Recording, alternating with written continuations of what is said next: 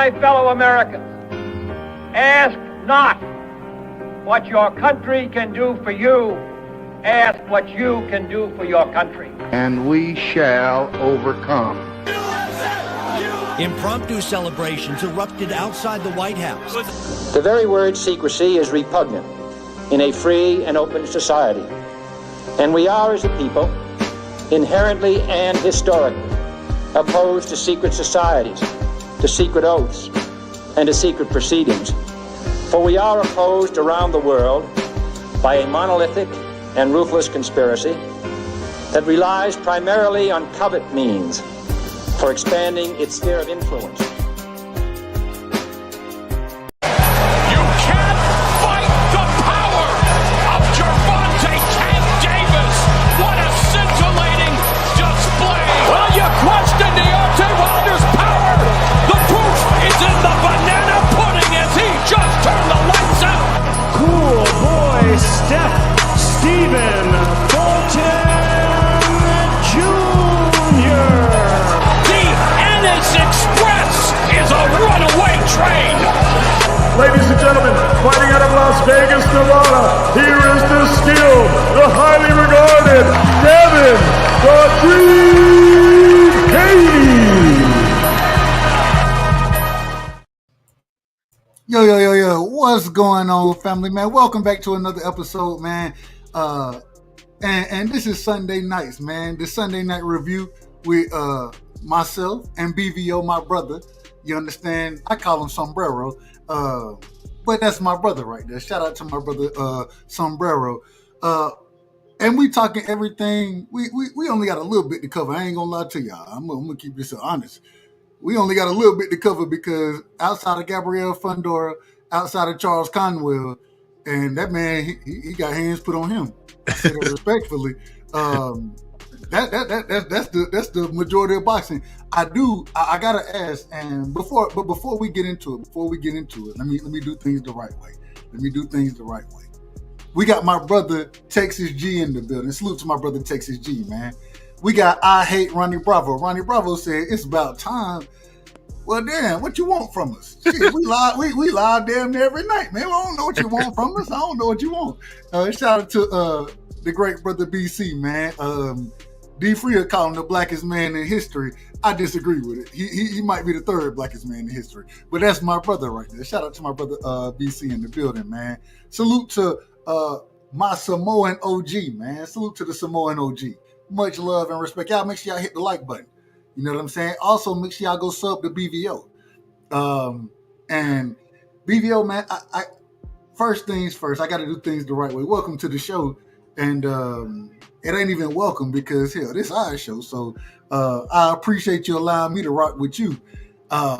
Man, let the people know where they can find you, what's going on with Sports Talk Network. Let the people know first, and then we'll get to the cook, man. Salute, man. We doing some big things over here, man. Salute to my brother Bentley. I see you in there. Puerto Rican free. Hey, BC, I want you to know, man, I know you got my wallet. I just want you to know I know you got it. In the morning, we got my brother Crush 6:30 to 7. Of course, you know, we got my man CDK coming on at 11. You got me at 8 o'clock. You got Dub at either 10:30 or 11:45, one of the two. The brother will never make his mind up, but check us out. We also got a Puerto Rican named Tommy. He comes on every Friday, so you definitely want to make sure you check out the Sports Talk Network. We not trying to be nobody but ourselves, so when you see us, man, just show some love, man. Shout out to BC, and you ain't getting it back either, man. All I can say is, man, don't put my money in your arm.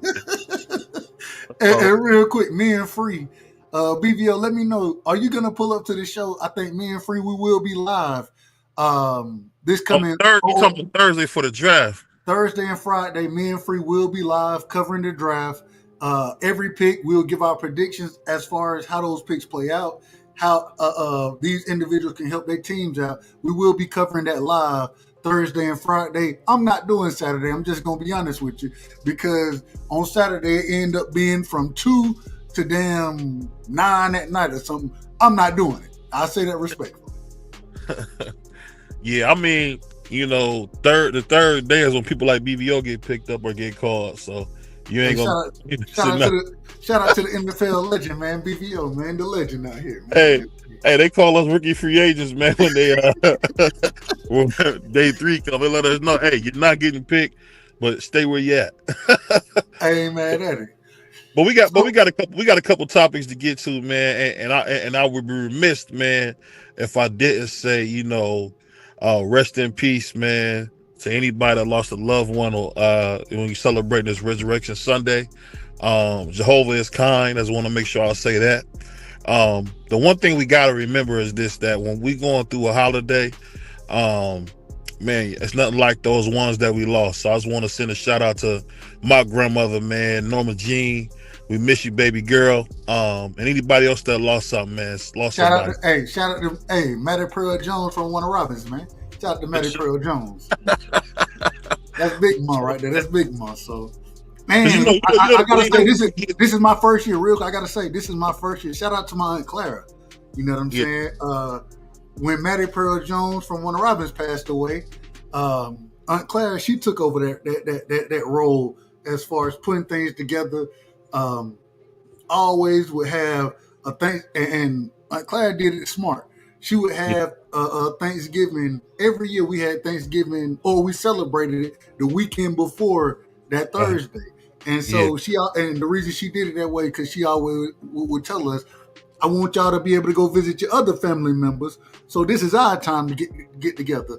And we would do it that Saturday. Shout out to Aunt Clara, man. And rest in peace to her. Rest in peace. Definitely. And I'm sure some of y'all seen the picture I put up.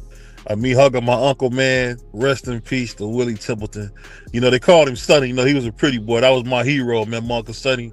He was like me, 6'4", black as the night. I'm a little taller than him, but he was 6'4", black as the night, smooth as the day. So shout out to my Uncle Sonny. I know you in heaven, man, hanging out with my grandma, man. So I'm just glad I got to have you. Because he never called me BVO. He always called me grandson. So shout out. Mm-hmm. Shout out there, because my grandma never called me BVO. She always called me grandson. So shout out to him keeping that going. They will always just call me grandson. So my nickname, I don't know. Hell, I don't give a damn. Fuck it. You know what my nickname is? What's that? Shay. Shay? My middle name is Shimon. Yeah. And named after Ariel Sharon, the Prime Minister of Israel at the time. So they called me Shay, right? And that's one of the reasons I got a lot of love for Uncle Shay Shay. And because I got a lot of love for Uncle Shay Shay, I got to give you the new drop that we got. And I got to play it real quick. I love this drop right here. Bigger than five. Bigger than five. Bigger than five. Bigger than five. Bigger than five. Bigger than five. Bigger than five. Bigger than five. Bigger than five. It don't matter. Divorce court, child support, Lou Dort. Bigger than five. OKC, KFC, UFC. Bigger than five. It doesn't matter. Chris Paul, Jake Paul, Logan Paul. Bigger than five. Serge Ibaka, Chewbacca, Waka Flocka. Bigger than five. Tyler Hero, superhero, guitar hero. Bigger than five. You can have hard, you can have a park, you can get a garden. Bigger than five. White side, back side, sunny side. Bigger than five. Phoenix sun, Capri sun, the sun about to set. Bigger than five. Bigger than five. Bigger than five. Bigger than five. Bigger than five. Bigger than five. Bigger than five. Bigger than five. Bigger than five. Bigger than five. Who you gonna put on Luke? I had to get that drop. That goes right into our first topic. We're gonna get some NBA action out the way. What do you think about Ant-Man coming in there and destroying my Los Angeles Lakers? And let's not forget, my man Hoochie Mama bust his head wide open trying to guard this ghetto brother from Atlanta, man. Hey, hold on. Now you out of order. Now you out of order. Listen. First things first, man. Shout out to Ant-Man. I don't always agree with him off the court, but damn it, that man can play some ball. That man can hoop. And put hands on the Lakers that first night. Put hands on them. And I ain't got no problem with it. Matter of fact, and I'm just going to be honest. Yeah. I think Luka got to do a better job. The man don't play no damn. excuse my language, he don't play no defense. No. And look, if you ain't gonna play no defense, then you need to be facilitating everything else going on the court. Yeah. Lucas, I don't know, and I done heard people speak on the weight, those type of thing. I don't know what it is. All I can tell you is the man is struggling right now. And I'm gonna just be honest. I ain't got no problem with it. I ain't got no problem because I don't fuck with the Lakers anyways. Fuck LeBron, fuck Luka, fuck him. That's my personal opinion. But at the same time, I will say, but they ain't got nothing. In my opinion, they don't have anything for the Timberwolves. They can't stop Ant-Man. Julius Randle is going out there doing whatever the hell he want to do. And then the supporting cast is the supporting cast. You understand? So I just think they have a better team. Really, where is Austin? What's the brother name? Reeves. Where he at? I mean, if you look at that game, it really was just Ant-Man only. I mean, Julius Randle to me is nothing more than a poor man's Carmelo Anthony. So he hit a couple of jump shots, but I mean, just the way Ant-Man, I'm telling you, when he dropped Hoochie Mama, you just knew it was gonna be a long night. And then on top of that, people got to remember, Ant-Man led the league in made threes this year, and he shot 39%. So he shot the second most threes, made the most threes, and shot 39%. So really, I mean, this brother's on another level. This brother's special, man. And you can no longer say he's on the come up. I mean, this might just be his league. We seen LeBron look gassed. I don't know what happened to LeBron. I don't know if his juice fell out or he had something, but that brother was gassed. Tired out there. I ain't never seen LeBron look that gassed in a long time, man. He was gassed. So much so, Ant-Man gave him a little press. He couldn't get that brother off of him. So when you 6'9", 300 pounds, you can't get a dude off you that's 6'4", which is something else I didn't realize. Ant-Man's only 6'4". That's what they tell you. That's what they tell you. Ant-Man, honest. Well, Ant-Man, he rounded. He round by 6'4", 6'5". Yeah. The thing I'll tell you this, man, what he did was terrific. I gotta say, man, JJ Redick really had no plans for defense. I don't know why they didn't do the boxing one or something, man, because just to let the brother just do what he wanted. I mean, it changed the game. But you can't run a boxing one. You can't run a boxing one in the NBA. You can run it in. Well, the reason I say you can't is because regardless of what we think about those players, man, everybody good out there. Everybody is good. You know what I'm saying? So it sounds good to run a boxing one. When you run a boxing one, I had a triangle and two. I remember my senior year, they ran triangle and twos on us, on me and my partner Troy. They ran triangle and twos on us on a regular basis. Right. And you know how guess what you end up doing? Screening for other players. Yeah. And then they're gonna have open shots, and you can't give up open shots in the NBA. Everybody gonna hit open shots in the NBA. And so it ain't nothing that you can, man, you gotta have a good defensive scheme, and it can't be no boxing or triangle. It can't be none of that. It gotta be. You think a 3-2 zone would be better? No, because everybody can shoot. And once you start running the 3-2, I'm gonna just have two shooters in the corner, and I'm gonna pick you apart from the corner. Like it ain't. You just can't let Ant-Man do it. That's all I'm saying. It can't be Ant-Man. It can be anybody else, but it cannot be that country mofo from Georgia, because he just was. I mean, he hit a three, giving out buckets. He was giving out buckets. He hit a three. Hey, Dub, the part that got me was I didn't realize how much he's improved shooting. I mean, everything he shot was the bottom of the net. It was bottoms. The man averaged what, 25 this year? I mean, we used to say this when I used to go to the when I would moonlight in the summertime and go to the basketball camp. We used to call that Kobe status. He was on Kobe status last night. He was cooking. I mean, he was. I don't know if people say that anywhere else but Ohio, but he was on Kobe status, man, because he there was nothing they could do with him. That boy Free said LeBron was completely done. I've never seen you ever see him that tired, Dub? I've never seen him that tired. Man, look. I'll say this respectfully. LeBron got Kevin Gates issues right now. So, But going into that brings up another topic. It's not really NBA, but we got to talk about it. What do you think about Kevin Gates speaking on LeBron's lovely wife Savannah? More in a tongue-in-cheek way. I don't think he meant anything by it. What do you think about that? So I ain't gonna lie. I'm a fan of Kevin Gates. I'm a fan of LeBron. You know what I'm saying? I think Kevin Gates. And one thing I know about Kevin Gates, I done followed his. I done seen the man speak a lot of times, and I think, hey, the man gonna keep it a buck with you. You know what I'm saying? He gonna keep it a buck. Whatever he see, that's what he gonna speak on. Yeah. And that's what he spoke on in that situation. Do I think he's right about it? No, I don't think he's right. Yeah. Just because of the handshake and maybe you getting or feeling some type of energy off of Savannah, whatever. I think this is a fantastic relationship going on. You know what I'm saying? And I'm not gonna denigrate that man's wife. I'm definitely not gonna do that. So I will say I think he's a lot of order. At the same time, hey, that's what he saw.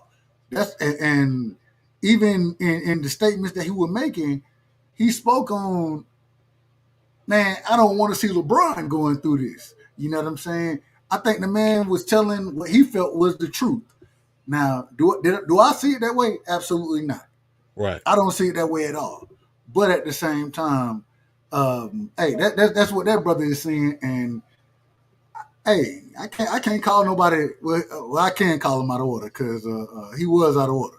You don't address another man's wife. I mean, if I was control, I would ask you if I could ask you, please, to play the Greg Eric Mays when he hit that table. Hey, hold on. I love to see that happen. You already know. I want to run. That's it. That's it. Hey, we gotta have order out here, man. And I will say I do think that Kevin Gates is out of order for speaking on that man's wife. Hey, you know, and I get what people say. Oh, he's being a little tongue in cheek. He's joking, but at the end of the day, I'm gonna be honest with you, man. I didn't think that was. I didn't think he was joking. I didn't think that. I'm talking about. I don't think he had any ill intent when he said it. I'm saying it was coming from a lighthearted place. But I will say this: I think LeBron has, with anybody who's married to somebody who's good, he's married to somebody who's just not his fan. One thing we got to remember, and this is not for everybody. This is for those who's blessed to have a long relationship. People don't understand how important a wife can be, because you're talking about your rib. You're talking about something that protects your vital organs. You know, protects your heart, your mind. I can guarantee you guys this: if LeBron didn't have a stable home life, there's no way he playing no 22 years in the NBA. We seen Allen Iverson, fizzle out because his home life was in shambles. We seen Kobe Bryant have to rectify and fix his home. We seen Shaq run out the whole restaurant and couldn't fix his home.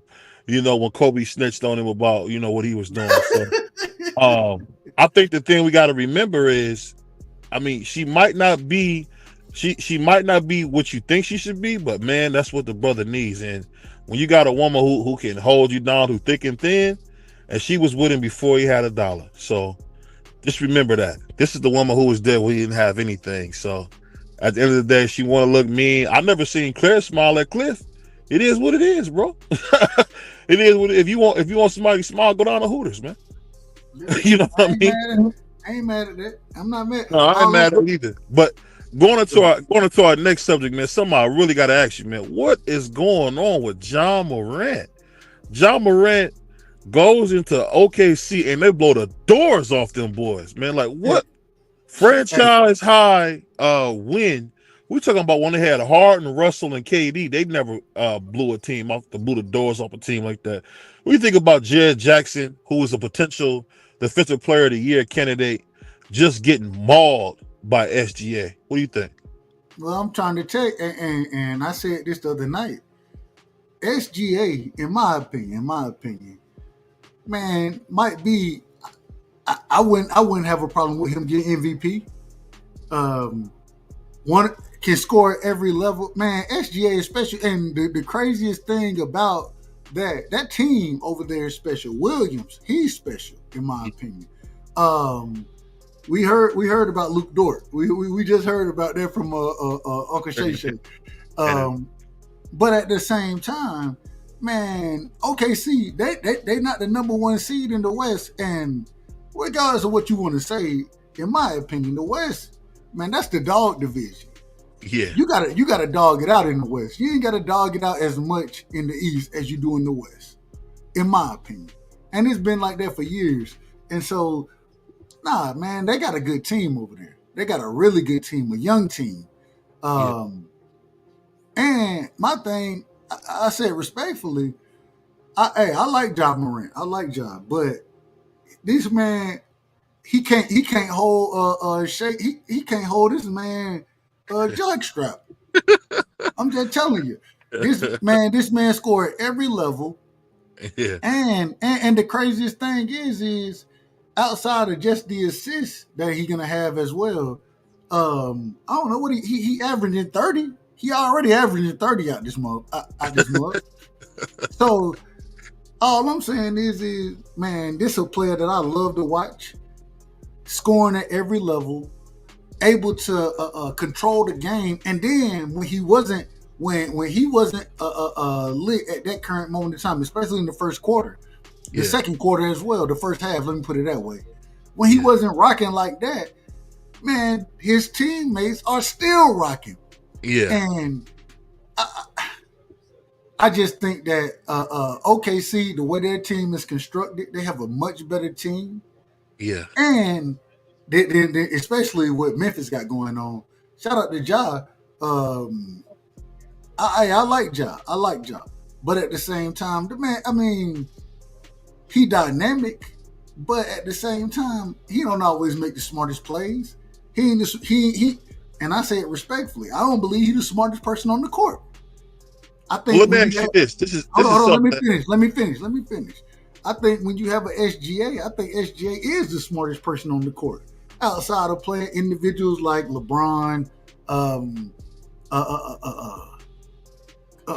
Steph, outside of those individuals, I think SGA is the smartest person on the court. This man gonna get his buckets however you want to let me score. That's how I'm gonna get mine, and I'm gonna get my teammates involved.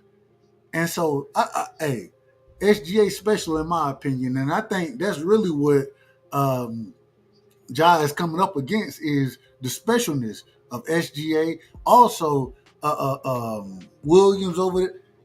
I think they have, man, that's a complete team in my opinion. Yeah. I think that's a complete team. I think just when you talk about SGA, I thought he would miss Josh Gideon because SGA is not a he's not a good person to give other people their own shot. He's great at creating his own shot, but I wouldn't say he's always good at giving other people looks. But what I would say is this: I'd be remiss if I didn't talk about the defense that he showed. He has really been a solid defender. I would say he's one of the rare two-way players we got in the NBA, and you're not just going to do what you want to do against SGA. SGA was really guarding Ja, and I'm just thinking to the point, and I could be wrong, I'm just wondering, when is it going to stop being funny that Ja keeps losing? When is it going to stop being funny to him that he's not winning? It reminds me so much of, I remember when it's actually 2018 at this point, so it's a lot of years ago now at this point, when we seen Joel Embiid crying when Kawhi Leonard made that shot, because it wasn't funny no more. It hurt to lose like that, and we seen that Joel Embiid has been hampered with injuries, and he still hasn't left the second round.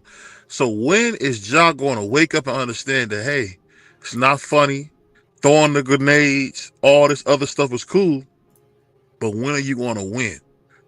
Now we're at the point where we're going to be able to hold him accountable because he needs to win, and he got help.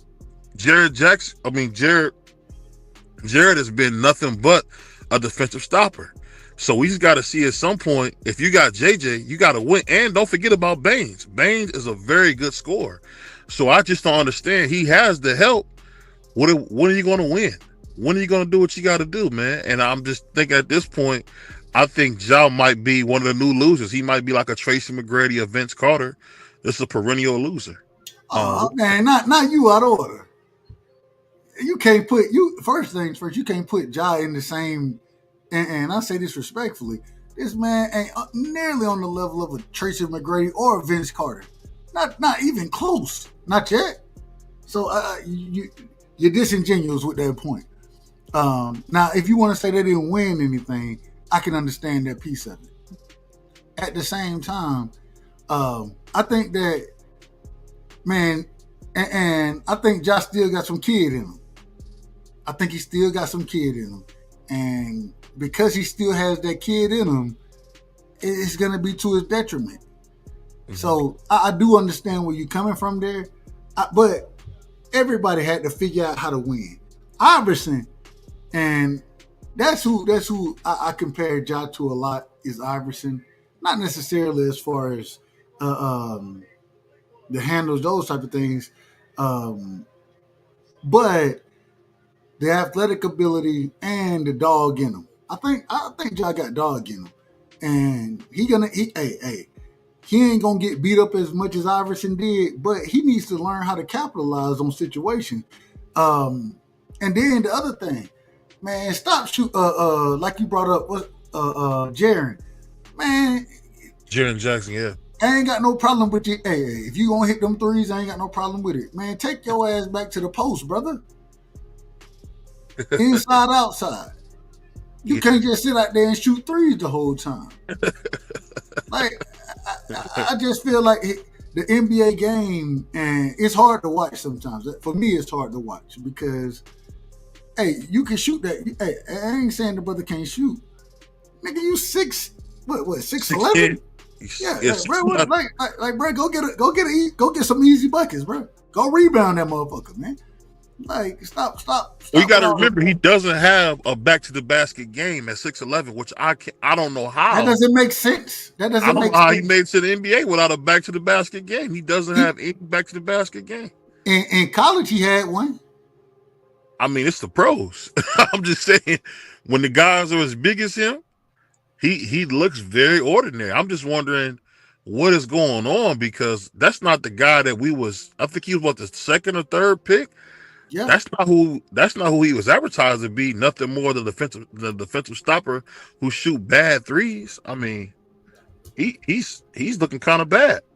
But I'll ask you this: seeing that performance with Ja, and seemingly when he walked out, he was very short with reporters, and he has such a nonchalant attitude. Do you think the fact that he's guaranteed $250 million already is the reason why he doesn't seem to care? Nah, money. Man, I think he a dog, man. I think he want to win, and I ain't gonna lie to you. I done been in losing situations, and individuals want to ask questions. Nigga, I ain't trying to answer no questions right now. I'm not trying to do it. You paid to do it? I wasn't paid. I wasn't getting paid to do it at that time. So that's just my opinion.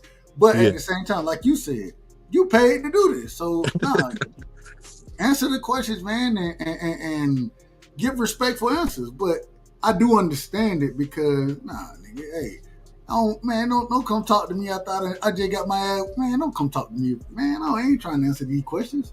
But you're paid to do that anyway. So do your thing, man. Be in order. Just be in order. That's it. That's all we ask. And we gotta give we gotta give my brother we gotta give him the drop right here. And I want to run. And that interview was damn. It's a bunch of bull. That's how I was looking at it. Yeah. I'll say this before we go on the next topic, man. Smash the like button. And if somebody could do me a favor, can you please make sure the super chat is working? I don't know what's going on. YouTube is doing something. We need somebody to refresh the super chat. It doesn't matter what it is, the denomination of it, but let's make sure the super chat, let's make sure that the Cash App is working, guys, because I want to make sure it's working. But I'll say this: no matter how it goes, I think now that Ja's on his third head coach at this point. Man, get a new coach every year. It seems like. Yeah, at some point we gotta hold him accountable, because if he would have stepped up, that coach they had, I think his name was Jenkins. I thought he was doing a great job.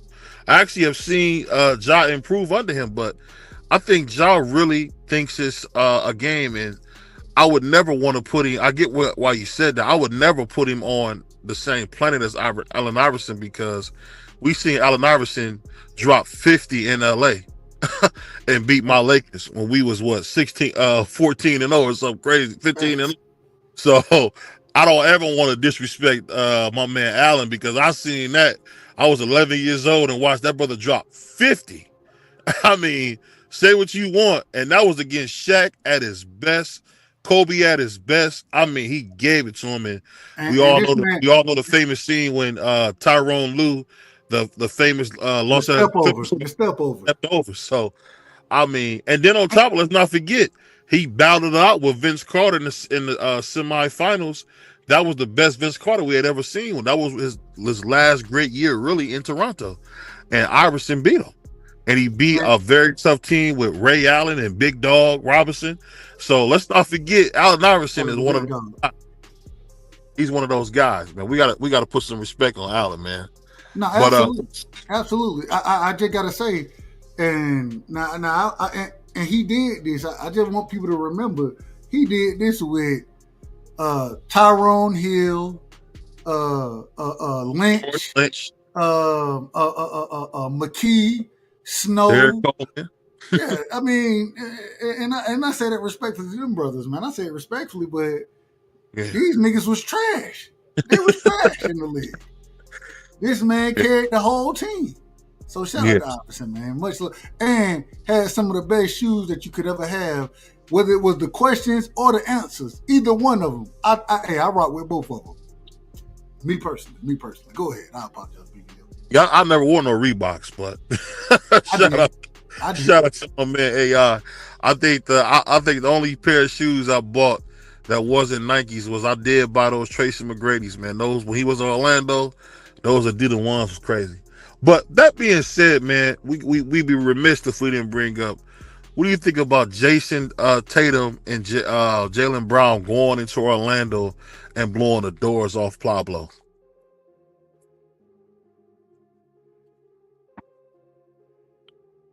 Can you hear me? I don't know what happened to Dub. I think Dub might have fell down the steps. Hold on 1 second. Hold on, you can't hear me? Can you hear me now? My bad. I was on mute. My bad. Damn, I was on mute. I'm sitting here talking. Man, listen. I expected that. That's what they supposed to do. I say it respectfully to Orlando. Orlando ain't shit. They ain't what for them. So I'm just saying, I expected the break shoes to get there. I expected that to happen. I'm just telling you. Hey, I don't know what was Pablo. He did all that cash money talking. Who is man? Fuck man. This I say disrespect. Let me be in order. Hold on. Let me be in order. Fuck Pablo. This man, he decent. He decent. He ain't nothing special yet. I think one of the most underrated individuals in the game right now is Jason Tatum. Jason Tatum, and I think we'd have had this conversation before, but I think, man, and I love Brown as well. I love him as well. I think that this is a match made in heaven, and I'm glad that they paid both of these brothers. But who is Orlando right now? Who are they? Bruce. These people are trash, man. Orlando is trash over there. Shout out to Troy Graham, man. Pablo been balling. We got to put some respect on his name. He averaged 23 points a game. Who cares? He ain't what he did in the game. What he did? What he did? He had the hardest 22.7 I've seen in my life. That was the hardest 22 I ever seen. Hold on, man. Real quick, man. Shout out to my brother Jay Grant in the building, man. Salute to my brother Dre Grant. Shout out to Troy Graham in the building. Y'all make sure y'all go sub to Troy Graham. Doing a great job with the Father series over there, man. Y'all make sure y'all go sub to my brother. Shout out to No Evidence in the building. No Evidence, where you been? I ain't seen my brother No Evidence in a minute. Shout out to my brother No Evidence. Shout out to Bentley in the building, man. Shout out to my brother straight out of Nebraska, man. Omaha. D-Ray, live on the drive, man. I call him D-Ray Promotions. Some people call him Brokeland. Whatever you want to call him. Shout out to my brother Brokeland, man. Shout out to Bruce Gas in the building as well, man. Y'all make sure y'all go sub to Bruce Gas. He doing a hell of a job over there. One of the greatest trivia series that I've seen as far as boxing content goes. One of the greatest series that I think you can see. Y'all make sure y'all go show love over there to my brother Bruce Gas, man. Keep doing your thing, OG. 2 Cent is in the building. Or, well, shit, I don't, man. We got 2 Cent and then 2 Cent. So, if y'all know, y'all know. My apologies, BVO. Go ahead. I apologize for cutting you. I want to give us a breaking news. John Cena has just recaptured the WWE Undisputed Championship, beating Cody Rhodes. So John Cena is back as the WWE Undisputed World Champion. So congratulations. I gotta tell you this. And this is true. Once again, another true story. So, I used to watch wrestling coming up, right? But I don't watch wrestling no more. Mm-hmm. My son loves wrestling, right? So it's WrestleMania weekend. It's been a 2-day. They had a card last night. Then they had one tonight. And I found myself sitting in there with him, and I saw the excitement. Man, he had the same excitement that I had when I was a kid as far as watching wrestling. And it was fun to watch it with him. It was I had a really good time watching it with him.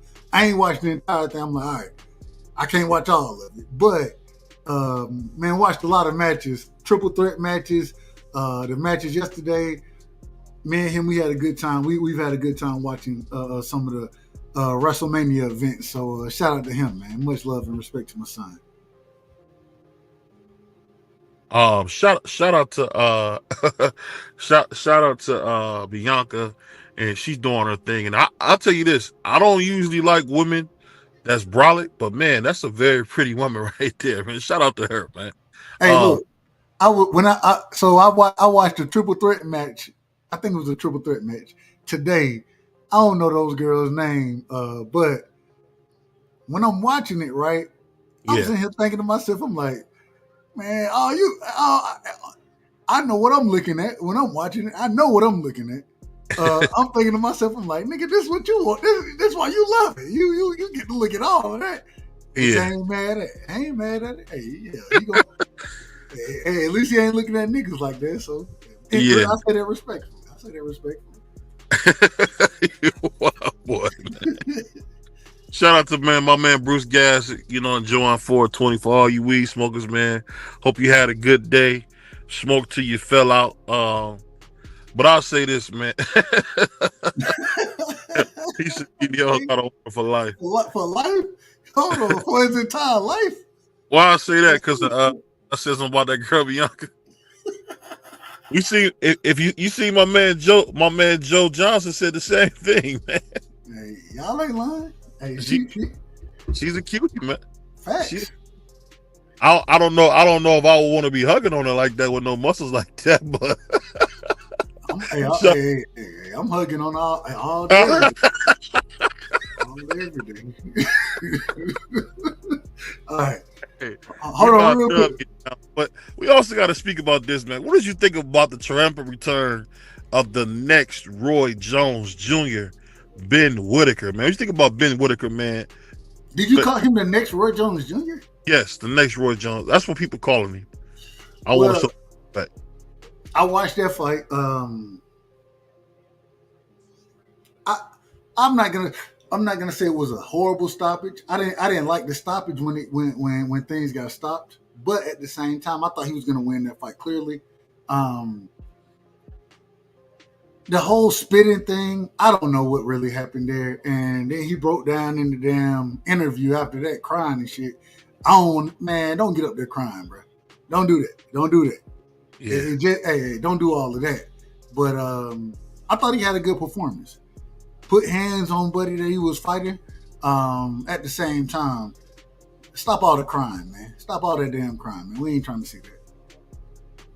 Yeah, he you know what I will say about him, man? I don't know, and you know, as you guys know, I'm definitely a supporter of Ben Whitaker. I don't think he's going to be a big time boxer. I don't think he got the right mindset. You just called this man the next Roy Jones.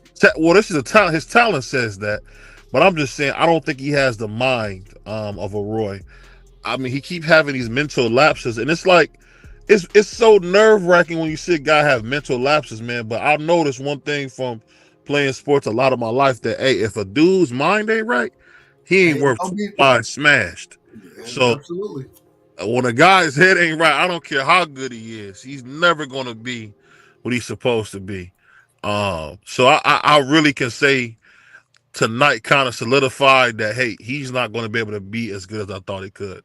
But what do you think about him now being the mandatory for William Skull's IBF crown? Well, William Skull gonna get his ass whooped against Canelo, so it doesn't matter. But we gotta give Ben Whitaker the drop, man. No. Rough on him now. No, he needs to know. Okay. He's always crying. Stop crying, man. Stop crying. He needs Ain't to know. nobody trying to see that, man. Stop crying, man. Hey, rest in peace, man. My man Margaret Clark Duncan. My favorite movie of him was he was in that movie Roscoe Jenkins, man. When he takes Martin down, I'll never forget that. He said, you and mama got matching titties on your head. Shout out to my man Margaret Clark. He was one of the funniest actors they had out, man. I miss that brother, man. What'd he say? You don't eat swine? You hanging out with Farrakhan? You smart? You hang out with Farrakhan? That's crazy work. That's crazy work. All I'm saying, but when it comes down to Ben Johnson, I mean, when it comes down, man, bro, stop crying first. Whitaker. Stop crying, and man, I want to see the fight. I think, like I said, I think that Canelo gonna put hands on William Skull, and so he'll be next in line there. At the same time, yeah, I don't think he win that fight. Hey, the man looks impressive against subpar competition. UK bums is what I like to call them. Bums, absolutely. But at the same time, we need to see this man step up the level of competition. We need to see him in the ring with the top guys now. And now that he done earned that opportunity, I hope he gets it. I hope he gets it. And I want to see him. I want to see him move up and fight some of the bigger names, man. That's what I want to see from him. So speaking of that, let me ask you this. I'll be remiss if I didn't ask you this. What do you think about the UK has been struggling to get a dominant champion? We haven't really had a dominant champion since the great Lennox Lewis. We seen Shout out to Lennox Lewis. We see these guys. Joshua. Huh? I said Anthony Joshua. That's what I just said.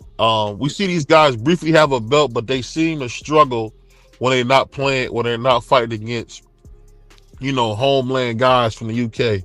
Do you think Ben Whitaker can be that guy to come across the seas and win a big fight in America? It depends who he fight. When you say a big fight, who would you put him up against? I would say the Canelo William Skull winner. Well, we know Canelo's going to win that fight. Well, we don't know that. Let me rephrase that. We don't know what's going to happen in boxing. At the same time, I think Canelo wins that fight. And I don't think this man, he might have a chance to beat William Skull. Maybe. Possibly. What about a Ben Whitaker versus a Berlanga?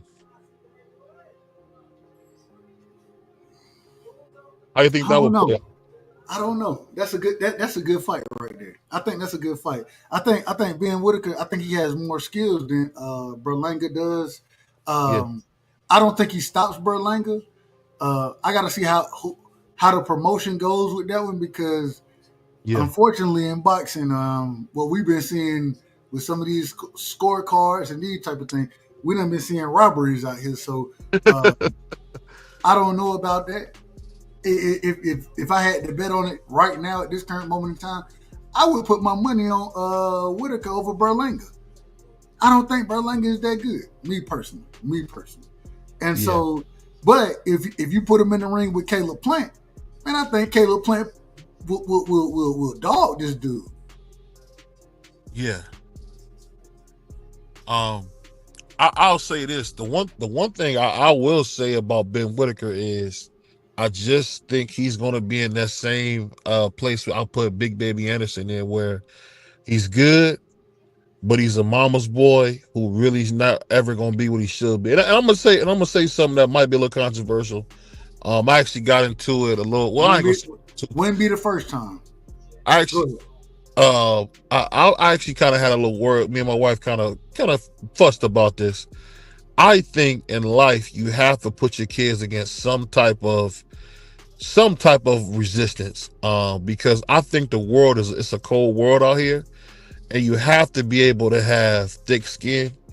And I think the unfortunate thing is so many of these young people don't have thick enough skin to handle basic things, and that really makes them a target. If someone knows they can affect you mentally off the things that they say, somebody who's crafty will have their way with you. And I think it's very unfortunate that we're seeing more and more young people kind of not have the intestinal fortitude to really, I would say, operate on a high level in life. I mean, you see that with Big Baby crying. You see that with Ben Whitaker. I mean, the man flipped him over the ropes. Ben Whitaker was left out of there in a wheelchair. Instead of just saying, hey, he quit. Let's call it what it is. He quit. What you think, man? Nah, I don't disagree with it. You gotta, and shit, you're gonna face adversity in life regardless. So get adjusted and be prepared to face adversity. And me personally, I agree with you, man. I want my son to face as much adversity now, so when he runs into it at a later age, older stage in life, he understands how to deal with it. You know what I'm saying? And the only way you can understand how to deal with it, I can tell you everything I want you to. I can tell you anything I want to, and try my best to prepare you. But if you don't deal with it, then you're not gonna. My words are only words. There's a different situation of dealing with adversity and hearing somebody talk about adversity, but you actually going through it. It's something totally different.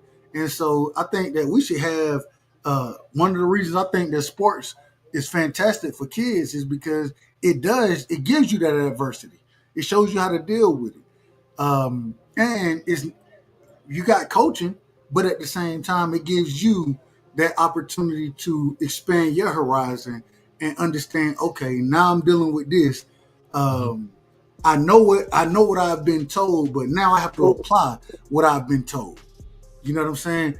Application and just hearing it are two totally different things. So I think that's why I love sports, because it gives you that opportunity to be in adverse situations and really gives you the opportunity to show your ability to be diverse and to handle these situations. So it is what it is. Troy, I got you. We'll drop the link in a second, but right now, me and my brother Cookie, I gotta say this. Oh, I'm sorry, BB. I apologize. Look, every show ain't a damn. We ain't dropping the link immediately every show.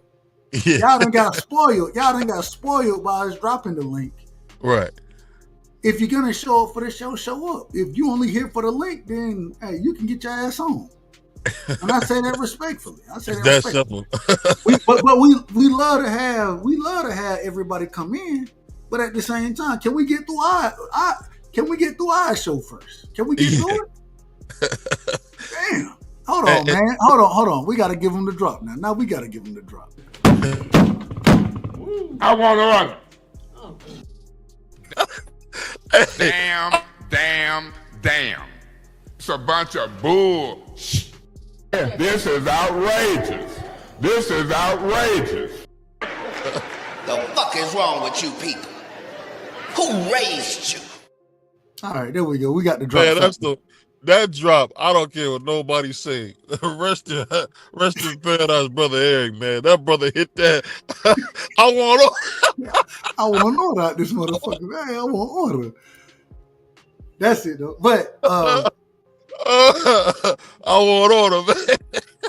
I'm just saying. Listen, we drop the link on a regular basis, don't we? I believe we do, man. And I'm just saying, we can't get through the show without nigga talking about drop the link, man. We'll drop it when we ready. All right.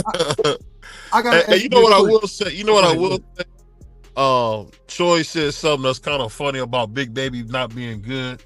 I think that's just you being a Monday night quarterback. Big Baby Anderson has some skills that pays the bills. He just really may not be what we thought. And I'll be honest, man. Styles make fights because we know for a fact Muhammad Ali looked, ordinary versus Kid Norton, but he beat George Foreman, and George Foreman beat the brakes off of off of Joe Frazier. I mean, he ran. The brother turned his back and ran from him. So let's not play. Styles make fights. Sometimes certain styles make a fight go a certain way. But that being said, man, I gotta ask you this, and because I gotta get to the boxing talk. We gotta get to the boxing talk. Oh, that's where we going. That's where we at. And so, first things first, Gabrielle Fundora. Oh yeah, she defended Undisputed this weekend. Put on in my opinion, I thought she put on a hell of a show. What was your thoughts on her? And with her being 23, undisputed right now, the youngest undisputed champion. I believe of all time. Well, I ain't gonna say of all time. I'm gonna rephrase that. Not all time. The youngest 4-belt undisputed champion in the women's division. Let me put it that way. Yeah, she's up with brother Devin. But I will say this. I think the Puerto Rican Free said it best. She has to move up. Those girls she fighting in her proper weight class are way too small. And Gabby's like 5'10". And she's got like 3 and 4 inches over these girls. Hold on, bro. How you 5'10" making 115, bro? 115? Hey, it's the same way her brother is my height, dog. Exactly. making 154. I can't remember being 150, dude. That's a fact. That's a fact. Because I got 6'5". I was 6'4" for a long time. And then I went over the summer. I remember my grandmother measured me and I was 6'5". So I don't know. I can't ever remember being 150. So to see him be 154 on the dot, Christ. That's crazy work, bro. I don't know how he's doing that, man. Bro, man, you look, listen. And the crazy thing is I know the man run, road work, all that kind of stuff. Bro, I could do all of that, and I'm still not gonna be, man. When I was in, let me see. When I was in the 9th grade, hell, I was 185 in the 9th grade. Yeah, bruh. Like, what you mean? And my senior year, I think I probably was 205, something like that. Yeah, bruh. How are you? And once again, I'm 6'5". Yeah, I was like 250 my senior year. So I know what you mean. you 100 pounds. First off, you 50 pounds less than a damn 12th grader. and according to BVO, you 100 pounds less than a 12th grader. That's crazy, bro. That's crazy. And we the exact same height. You might even be a little taller than me. You might even be taller than me. That's crazy work, man. But you know what I will say about Gabby is she was impressive. That's a woman like her is somebody, if she can get up there with Alicia and all them girls around that weight class, she might fuck them up.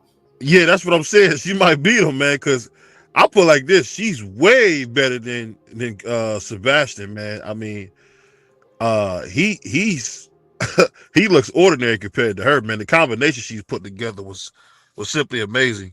But one thing also too, I wanted to ask you, man. One thing we didn't bring up. What do you think about Alicia Baumgartner going with DJ, Derek James, the disgraced trainer, former trainer of Errol Spence. What do you think? Did you say disgraced? How Yeah. is he disgraced?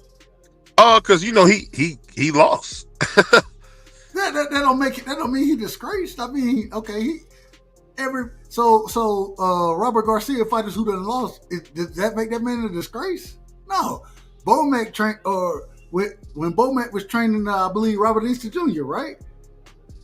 When Robert Easter Jr. lost, did that make that man a disgrace? Nah, you out of order. And we got to. Bomac trained Robert Easter. You didn't know that? I don't remember that. Well, we got to give you the drop then. I want order.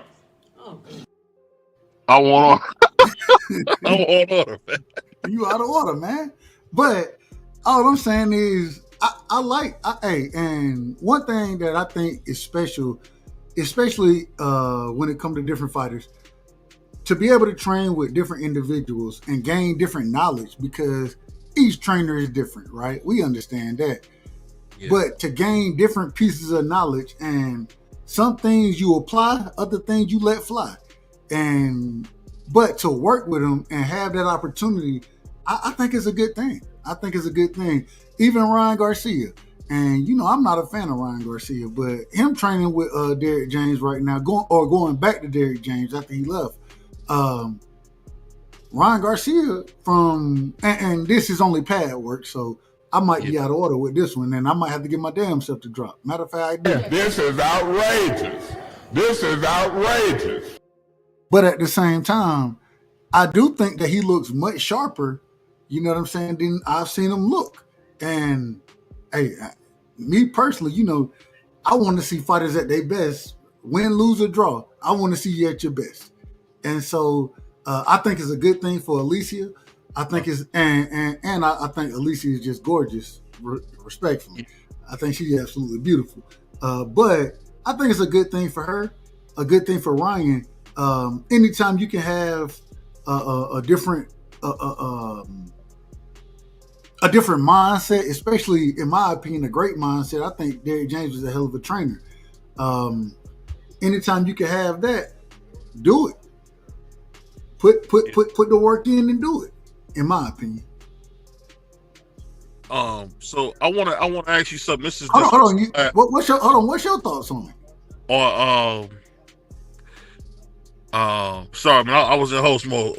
Ask me the question again. My bad. I was in host mode. Nigga, you asked me the question. How you gonna host my show? The question is, what's your thoughts on Alicia training with Derek James? That was the question. What's your thoughts on it? I think it's a good thing. I just don't know. When it comes to Alicia, man, I think she has to do a better job of getting some consistency going. Because the same issues that she's been plagued by, they seem to never go away. She needs to really sit down and figure out why is her stamina the way it is. Why does her stamina go completely out of her body when she's boxing? Because I'm telling you, she really could be even better if she could fix her stamina issues. So that's my one thing I would say. Derek James has shown himself to be a good a good trainer, but I don't think he's anything like a Bomac, or he's gonna make any real difference or changes to her. So I don't know. It's just we shall see, man. We shall see. But and real quick, I'm out of order. Hold on, I got to get myself to drop again. I'm out of order. Damn. It's a bunch of bull. You're absolutely right, D-Ray. I don't. It wasn't Bomac that Robert Easter Jr. was training with, so I'm out of order with that one. Yeah, I'm out of order. I figured, Doc, I'm thinking there's no. I would know that. No. I can try to out of order. But go ahead. Also, real quick. Go ahead. We got to ask the question because we saw Cleveland's own Charles Conway in the ring this weekend. And I say it respectfully, got the brake shoes beat off of him. What happened in that fight? I think a lot of people thought he would stop his opponent. I believe his opponent was Garcia. Was it Garcia or Perez? Something like that. Perez. Yeah. Yeah. A lot of people thought that he was going to stop him, and he ended up getting the brake shoes beat off of him. What was your thoughts on that fight? What happened with Charles Conwell? Well, I think Charles Conwell was never as good as they were praising him to be, and he really went in there with somebody who came to fight. And one thing about these, I call them choreographed fights early on, is that it don't take much to run into somebody who really is there to fight. And as my uncle would say best, that mofo came to fight. There's no ends or buts about it. That mofo came to fight. And I think if Conwell wants to go to the next level, he has to make a decision. Is he going to put the proper work in to improve his defense? Is he going to put the proper work in to become the star that we think that we thought he was? And I honestly think he's not talented enough. That's just my opinion. You don't think he's talented enough? No, he's just not. And there's no slight to him. It is what it is. He's not that guy. You know, as my man said in that famous Vine thing, wrong guy. He's the wrong guy. That's not that guy. Is he good? Yeah, but is he ever gonna be a champion? Probably not. Is he ever gonna be somebody that's a box office star? Probably not. So we just gotta call it what it is, man. Conwell's he's okay, but we see he's not that guy when it comes to big time boxing. So that would be my thing on it. What about you, man? You have any closing thoughts on that? I thought he tried.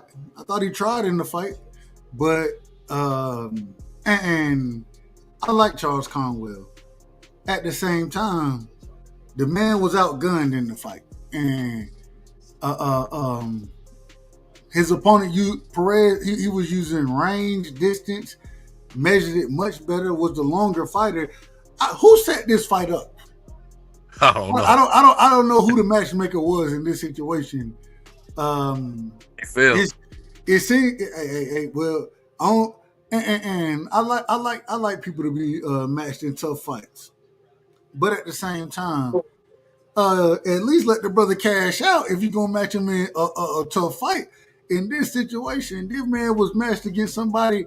I believe this is my first time seeing Perez fight.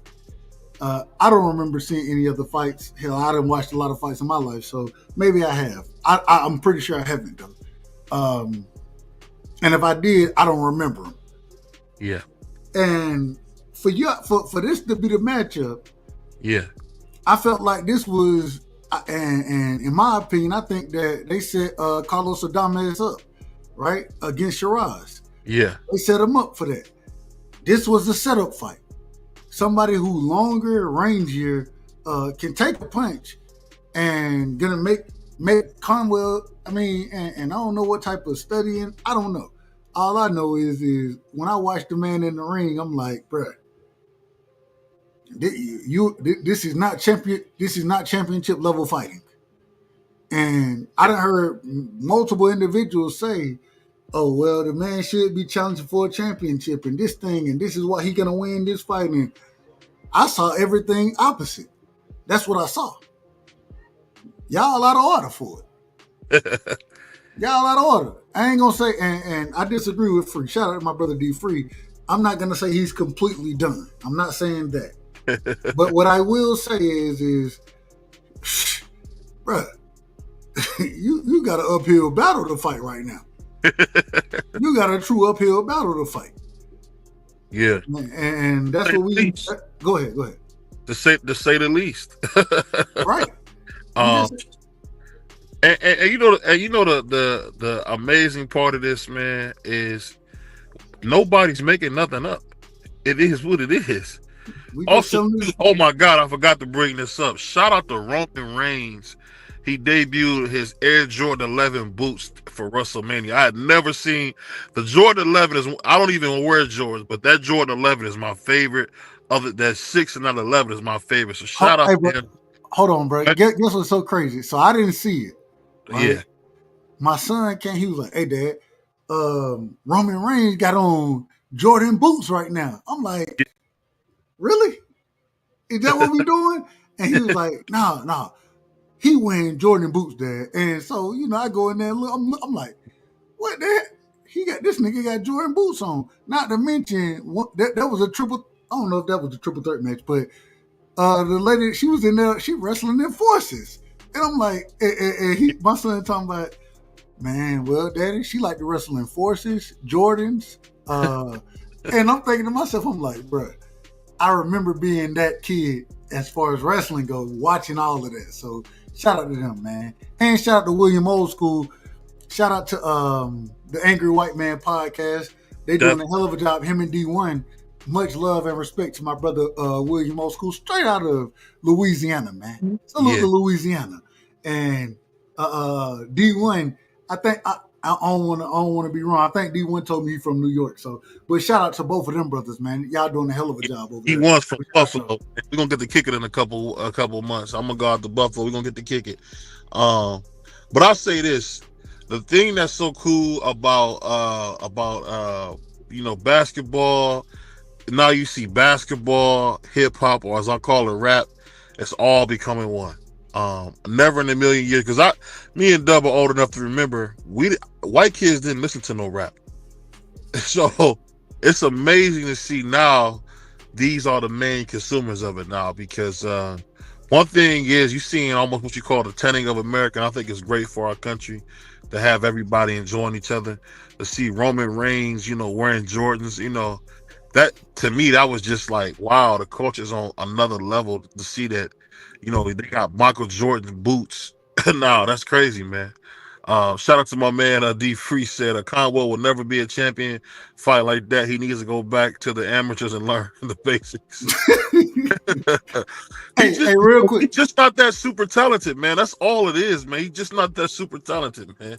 Let me ask you this. You mind? Hey, we an hour and a half, or we an hour and whatever into the show. Can we drop the link tonight? Oh yeah, we're gonna drop the link. We drop the link. We got another 15 minutes. We'll drop the link. Go ahead. All right, bet. I'm sending this. I'm gonna drop it on your channel as well. Okay. Give me 1 second.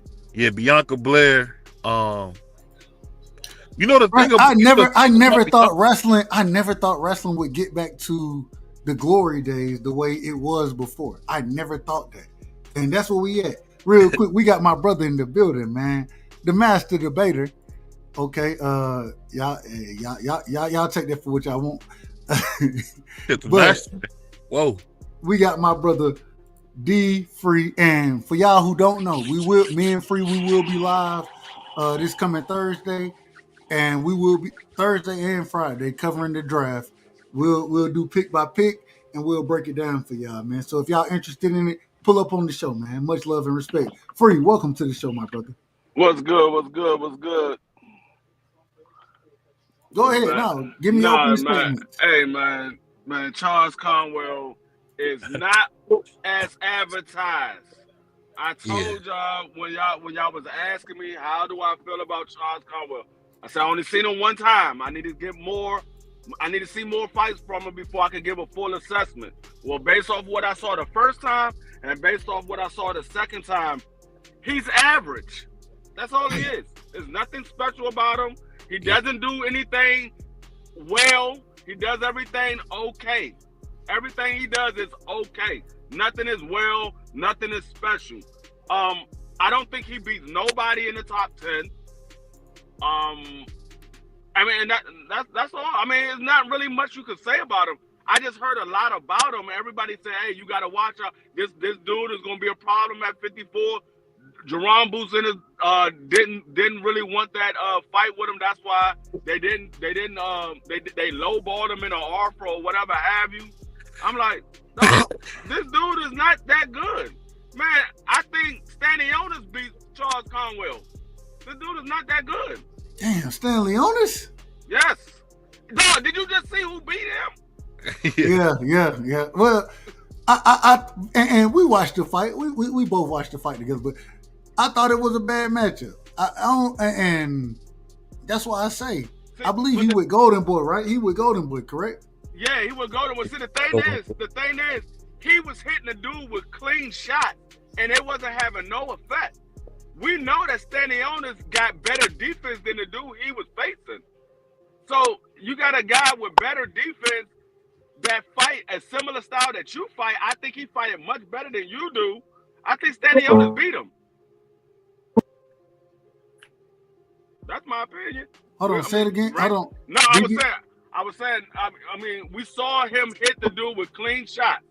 Stanionis has better defense than the dude that he faced last night. No, I heard that. I thought BVO was about to say something. Yeah. BVO was the one out of order. You was in order.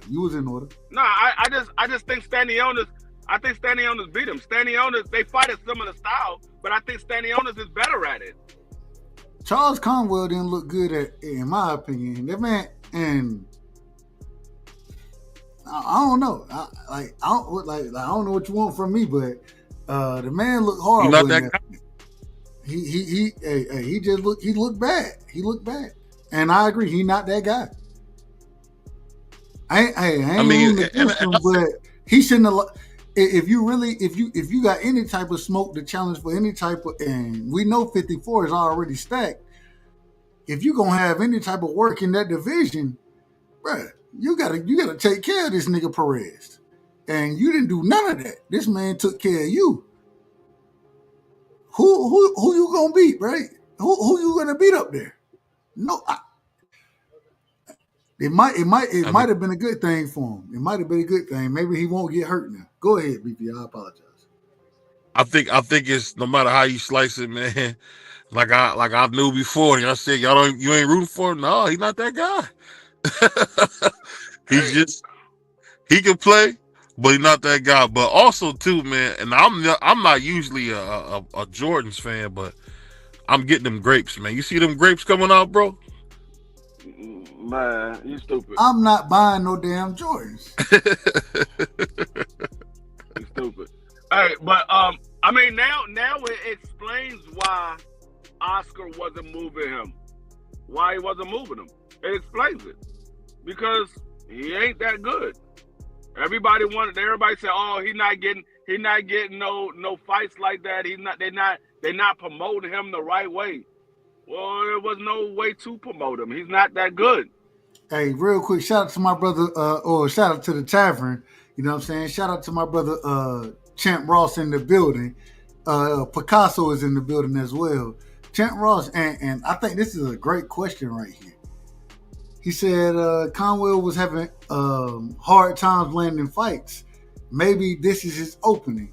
Well, if this is his opening, I say it respectfully. Shit, what? The man finna become a gatekeeper if he. That's what they about to make him. No, I mean it's not an opening because he's not ranked high enough for any of those guys have to fight him.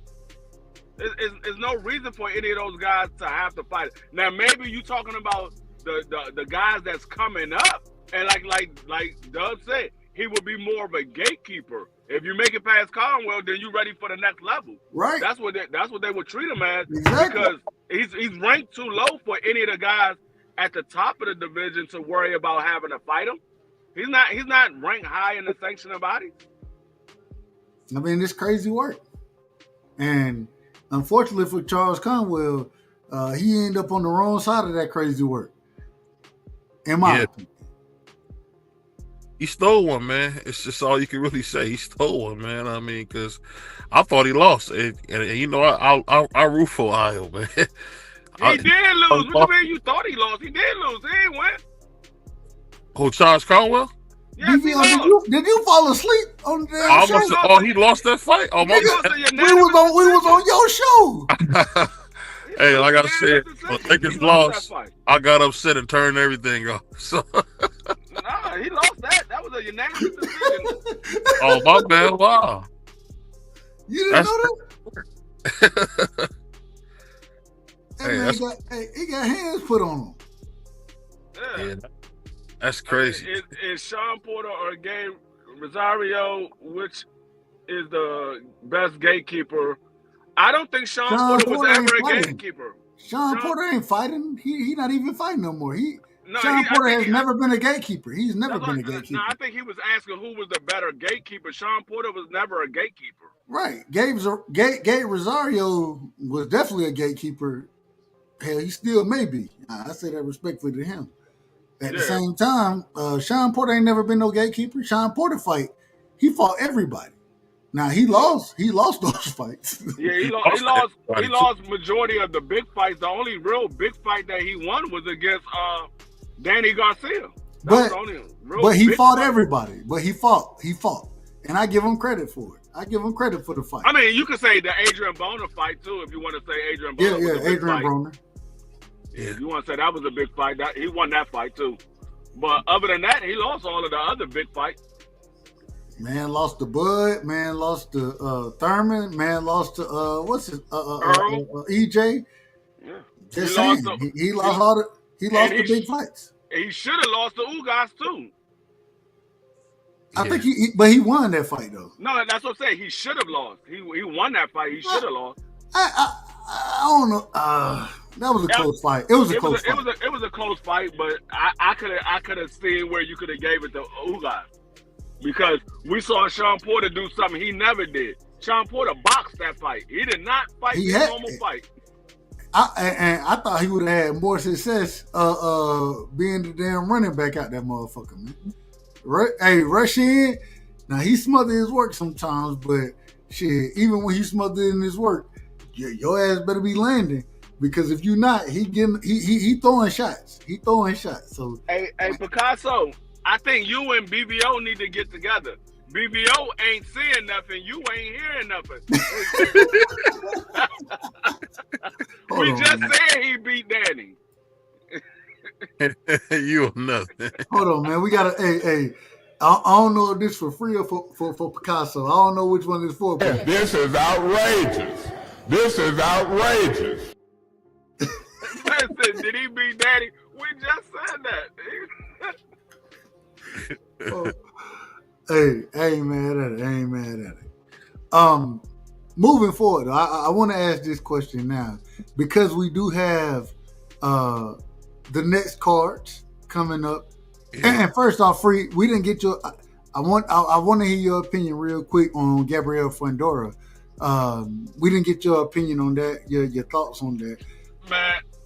Gabriel Fundora is everything that's televised. Unlike Charles Conwell, she's everything that's been televised. She's Charles Conwell. No, she has the mid range, the outside range, and the inside. And the thing is, she fights so well on the inside, being though that she's 5'11", 5'10", and these girls that she's fighting is like 5'3", 5'2", and she fight on the inside better than they do.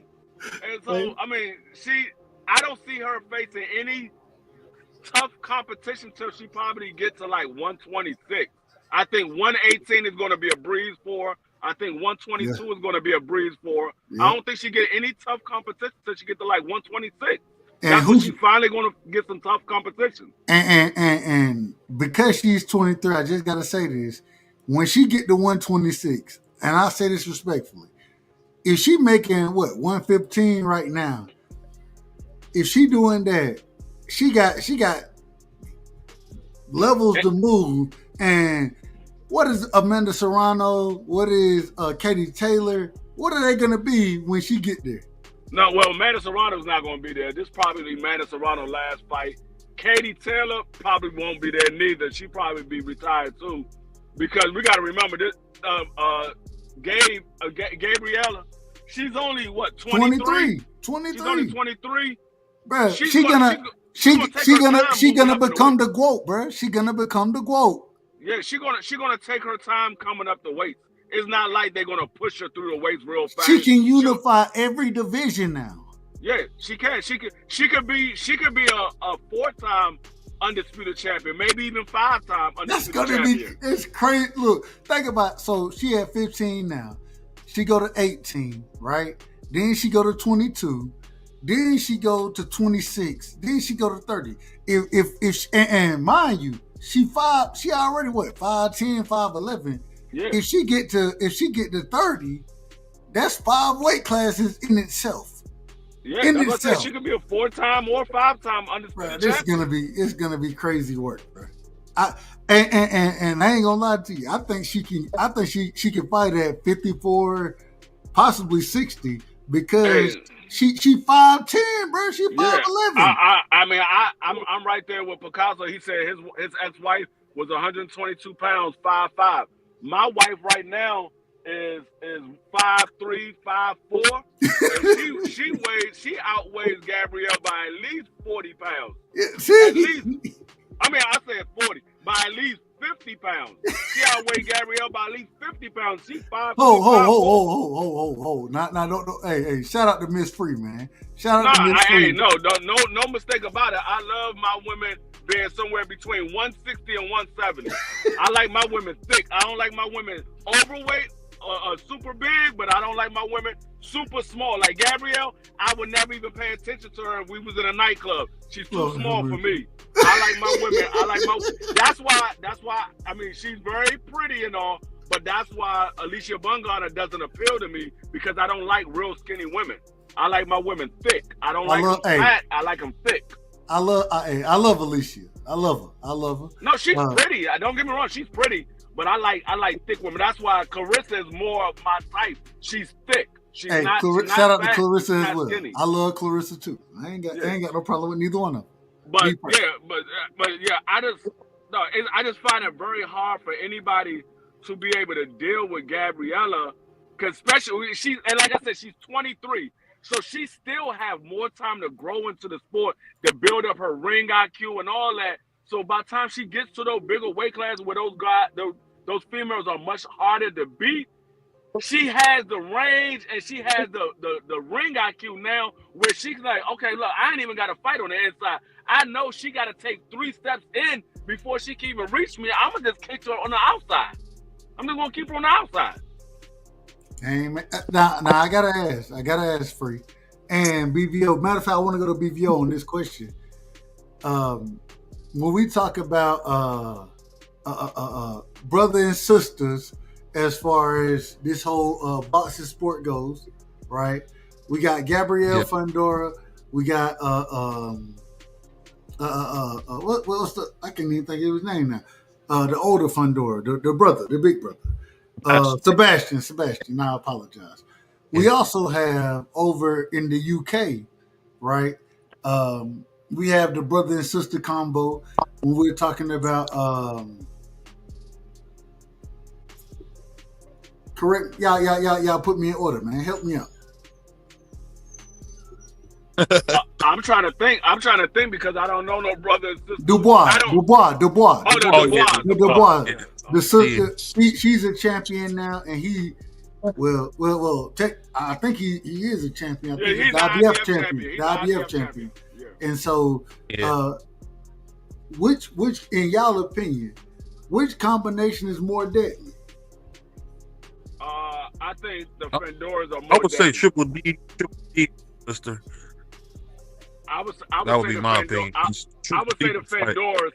I would say the Fandoras because I know Daniel is a heavyweight. He has the power, whatever. But the thing with the Fandoras is both of them can knock you out. Like Daniel's sister, she's not knocking females out. You gotta remember when she won her undisputed title, every single champion that she beat, she knocked them out. It wasn't no decision. She knocked every one of those champions out to win her undisputed title. So she's a knockout artist right along with her brother. Now her brother's not as much of a knockout artist as she is, but he can knock you out too. He'll stop you, beat you up, and stop you. But I would say they're more deadly because the style of fighting that they fight, like it's unusual to see people that size that love to fight on the inside. Now she's more of a all around fighter, but Sebastian, he loved to fight on the inside. So when you got a guy that's that rangy and that tall that likes to fight on the inside, you really at a disadvantage because he fights on the inside the way you supposed to, but he's the bigger guy. I ain't mad at it. Go ahead, BBL. Oh yeah, I mean, I didn't really have much on that. I'll just say one thing I'll say as our final topic is I don't know if anybody's been following this young kid named TK. He was sentenced to 55 years in prison on one unalivement. And then he had a second unalivement. He was sentenced to 80 years. And they just let it be known that Who is this? Who is this? a young kid named TK. Young rapper. He had a song called The Race around 2016. He kind of went viral for this song called The Race. But this young man is in jail, been in jail since he was 16, I believe. And what do you guys think about him being eligible for parole in 2054? So that'd mean after he served 40 years in prison, they're talking about he can get out as early as 54.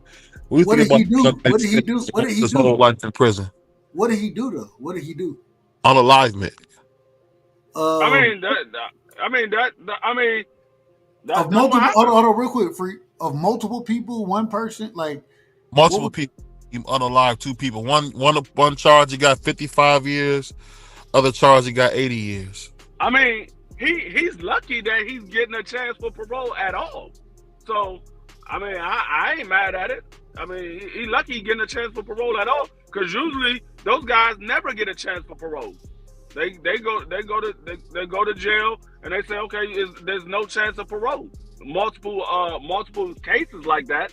But so, I mean, he should be happy that he does actually get a chance for parole.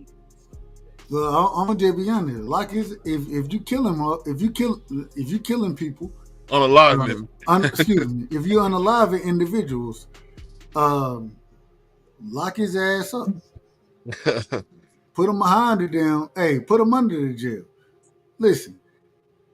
Hey, Bentley, I think, Bentley, yeah, he's still unified, Bentley. Okay. Well, I think that I think we would all agree that an individual who going out here doing horrific things to individuals. Yeah. Man, what? We supposed to cry and work? Man, ain't nobody crying about that. This man is a menace to the community. He's a menace.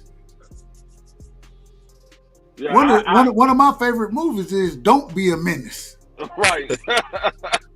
And so all I'm saying, this man is a menace to the community, and regardless, I don't know what he got going on. Like I said, I haven't followed up. I haven't studied this case enough to really say anything about it. And if the man comes out to be innocent, I don't know. Whatever. But if he done took folks' lives, nah. We man, what we want that in the community for? Yeah, why would we want that? I'm not worried about any individual that's out here shortening people's lives. Absolutely not. If you shorten somebody's life, you should be lucky that they don't shorten your life. If they say you got to spend the rest of your life in jail, that's a privilege. That's a privilege. Be happy that you still have a life. You never know. You might get a pardon. They might say, you know what, we will overlook the case again, and we're gonna give you a chance for parole. You have that opportunity that something like that can happen. That other person don't have that opportunity no more. BVO, so, I don't know if BVO said this. I don't know if it was you, but I believe somebody. I was on somebody. I believe they said that they got the firing squad back out here. Yeah, they do. Yes, they do. And get what? Fire their ass up. You damn right. and I'm gonna be honest, nigga. Once you take somebody else's life, yeah, brother, I don't. There's no circumstance outside of defending yourself. If they trying to take your life, that's one thing. Yeah. But once you take somebody else's life, nah. They said correct in my opinion. I ain't about to turn the other cheek. No. Eye for eye. I like that one. I was just about to say that. They lucky that I live in another country, because other countries it's an eye for eye. You take their life, then we take yours. Yeah. No. I like an eye for eye better than turn the other cheek. I like that one better. And hey, I ain't the best individual, but one thing I do know is ain't nothing you can never do to me that's gonna make me want to take your life outside of you trying to take mine. And now I'm gonna defend myself, but I'm never gonna be the aggressor, and I'm never trying. Nah, I don't, man. And once you do that, in my opinion, that puts you on a whole nother level, brother. it puts you on a whole nother level. My thing is, I understand people make mistakes, but the problem is every mistake you make has a consequence. Sometimes the consequences are very hard. Sometimes those consequences are light, but they all got a consequence. Facts. So you gotta live with it. You made that mistake, you gotta live with it. That's part of life. You gotta live with the mistakes that you make in life. And Yeah. I I guess they're saying that because he's so young. who cares? Being Who cares? Hey, I don't care how old you is. If you bold enough to take somebody else's life in a non-self-defense situation, if you're bold enough to do that, I don't care how old you is. And maybe it's your raising, maybe it's your upbringing. Maybe that's what it is. And then while we spoke about this from the beginning of the show, we need the big mamas. You know what I'm saying? We need the papas. We need the fathers, the mothers in these kids' lives. Teach them the right way. Yeah. At the same time, if and I can't shit on your upbringing. I can't shit on nobody's upbringing. But I can say, if that's what you done did, man, hey, listen, we ain't got time for that around here. I'm gonna tell you about my family. My family is in the church. They've been in church my entire life. They've been in church their entire life. Yeah. The thing about my great grandmother and my grandmother and my grandfather, if I was to do something like that, they will be praying over me all the way to the precinct because they're gonna turn me in. Yeah. They were like, we're gonna pray over you, but we turning you in. You wrong. You out of order. Exactly. You did it. You got to deal with it. Look. My grandmother, my great grandmother, Big Mom, and my grandmother, my mother as well. Mm-hmm. We raised you right. Make good decisions when you out there by yourself. Make good decisions, right? And anytime I had anything going on, that always came to the forefront of make a good decision. Is this a good decision right now? I had that talk with my kids all the time. And that's all. And once you make a bad decision, you have to deal with those consequences. Ain't no damn. Now we feel bad for. No, we don't feel bad for you. You done unalived individuals. Yeah. You done took other people's lives away. What am I feel bad for you for? Yeah. What about these other individuals' families? What about the people that you took away? The things that you did. Yeah, and see that, and that's the thing. Like each one of my sons, when they turned 18, I had that talk with them. I said, "Okay, you're 18. By the limitations of the law, you are now an adult. So everything that you do from this day forward, you gotta live with the consequences behind it. They could be good consequences, they can be bad, but you gotta deal with them. They don't fall on me anymore. You're an adult now. So you can't say, hey, let me go get my dad. They like, nah, you a grown man. Your dad? It's no more go getting your dad anymore. No. So when you out here doing this stuff, just remember it. Everything you do, something behind it, something's gonna come back from what you do.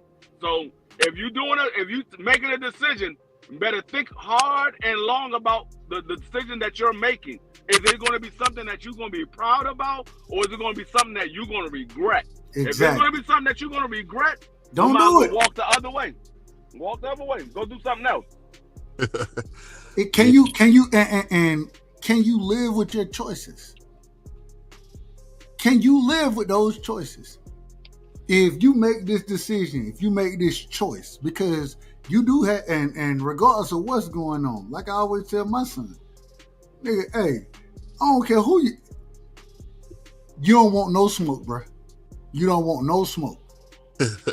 Y'all hear me say that all the time now. I don't want no smoke. One of the reasons y'all hear me say it, because that's what I'm so used to telling him. You don't want no smoke. And the reason you don't want it, because it doesn't lead to a good place. Smoke leads to fire. That's what smoke leads to. Yeah. And guess what? Around here, we don't want no smoke. We don't want no fire. What we want is everything to be in order and good standing. And so anytime you going after the smoke, just know that the smoke you going after leads directly to fire. And that fire is not going to be good for you. Fire is never good for any individual or anything that fire burns shit down. That's what fire does. It kills shit. You don't need no smoke. Fire burns. Fire burns like a mug. Hey, Free, what BVL, what they used to tell you, if you touch the stove, what it is, it's hot, right? It's hot. Sure. Hey, my grandson learned that the hard way. He always come in the kitchen when I'm cooking. I'm like, man, get out of the kitchen. I'm cooking. That stove is hot. It's hot. He like the stove is hot. I'm like, yes, the stove is hot. One day he wasn't paying attention. I said, he got to figure it out. I'm cooking. Get out the kitchen. The stove is hot. He gonna go and touch the stove. That joint burnt his hand. That's what I told you. Man, you understand? It's hot now. You understand? Hey, but that's why I say, kids, they have to learn it for themselves. But my whole thing is, and I had to learn it for myself.